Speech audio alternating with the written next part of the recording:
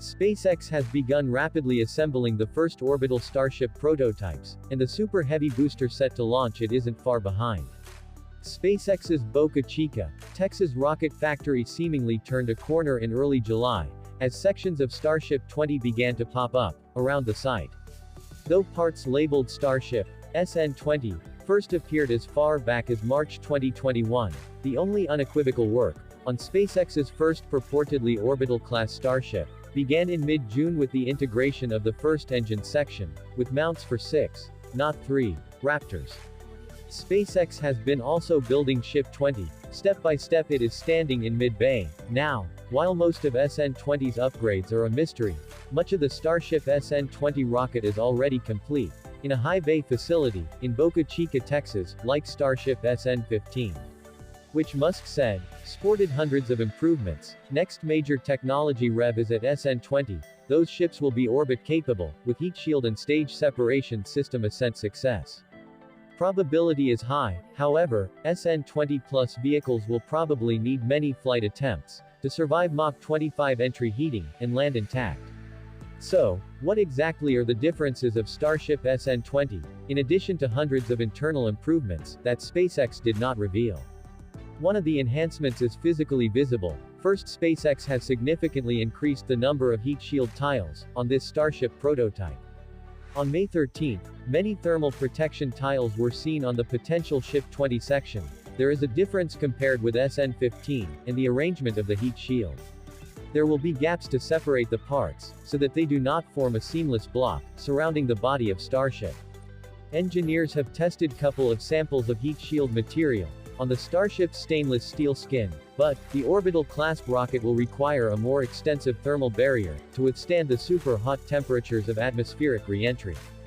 So how many heat shields does SN20 need for orbital flight? The number of Starship Thermal Protection System, or TPS tiles, on the SN15 prototype is around 829.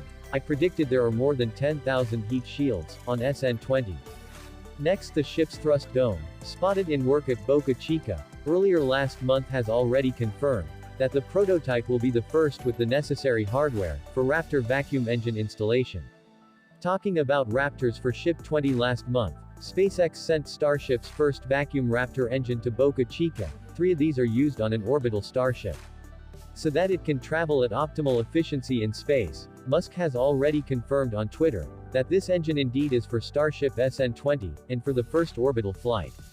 He also said that SpaceX is currently at 378 seconds of specific impulse, and targets over 380 seconds specific impulse down the road. Those are some awe-inspiring numbers, and in a nutshell mean that this engine is very efficient for SN20. Will be the first Starship to attempt to static fire, with 6 Raptor engines, potentially producing more thrust than a Falcon 9 booster. Elon Musk used to say the best part is, no part. SpaceX never stops improving. They have also continuously applied this rule on the Raptor engine. Looking at the appearance, shows that the pine system around the Raptors have been refined and neater than before. Remarkably, its color is greener. It's easy to see when we put RB59 and Raptor 18 side by side. In addition, SpaceX also plans to use its Starlink internet on SN20 flight, in order to demonstrate high data rate communications between the new launch system and the ground throughout the course of the trip to space and back. If it works, it could provide better than ever live data for SpaceX during its test flight. However, in line with SpaceX's strict focus and maximizing the speed of Starship development and shortening the path to orbit, the company has frequently built Starship hardware before firmly assigning that hardware to any given ship, booster, or tank. In other words, until SpaceX actually begins stacking multiple completed rocket sections, there's always a degree of uncertainty about the fate of any given ring, dome, or tank barrel.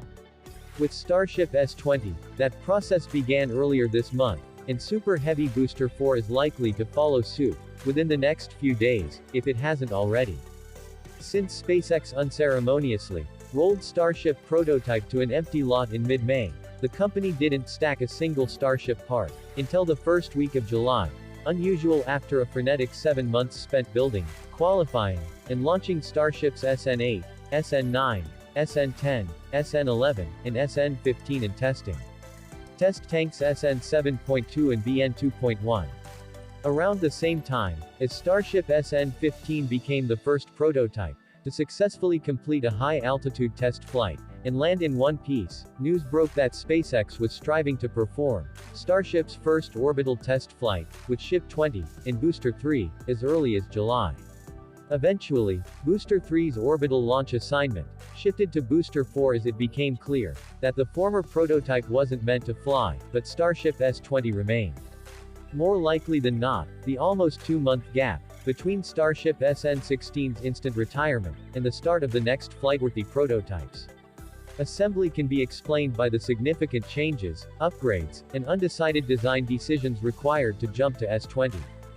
Beyond the need for a thrust structure capable of supporting 3 sea-level Raptors and 3 vacuum-optimized engines, Starship S20 would need a full heat shield with thousands of tiles, orbital-class communications and avionics, and the general polished fit and finish required for an orbital launch attempt to have a good shot at producing the data needed for it to be valuable. SpaceX appeared to conclude that those stars were aligned in early July. 2 weeks after the first stack, Starship S20 is already approximately half assembled, and the last section of the vehicle's tanks is almost ready for installation. What could be Starship S20's nosecone is also in the late stages of assembly, though SpaceX has yet to even attempt to fully cover a nose in heat shield tiles, and getting that process right could take an attempt or two.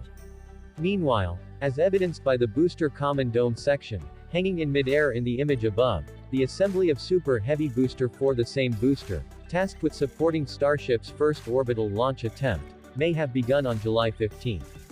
If the Super Heavy Common Dome assembly was simply being relocated, a separate 4-ring section has been staged outside of the high bay to kick off Booster 4 stacking within the next few days. All told, it's not inconceivable that both of the first orbital-class Starship and Super Heavy prototypes will be fully assembled and ready for testing, integrated or otherwise, sometime in August. SpaceX may start Super Heavy B3's static fire test campaign with just one engine, so it's not impossible that the current configuration is just a part of the incomplete process of installing 5 or more engines. As with all Starship development, it's equally likely that Super Heavy's first wet dress rehearsal and static fire test attempts will slip late into the window, to Friday, or even to the week of July 19. Despite an aborted attempt in July 11, SpaceX outfitted the rocket with one Raptor on Saturday, July 10 and installed another 2 engines in quick succession on Tuesday, July 13, likely in an odd triangular configuration, on the booster's central 9-engine thrust puck. Why that particular configuration was chosen, instead of something more symmetric, is unclear, but it does decrease the odds of a multi-engine test on Super Heavy's first static fire. Without a clear reason to assume that testing such an odd engine placement would provide some valuable insight. Thanks for watching this video, and it's a super interesting topic. If you like this, make sure to subscribe. If you have any crazy ideas about what we should cover in next video, please comment it below, and we'll see if we can get to it. So thanks again for watching and goodbye.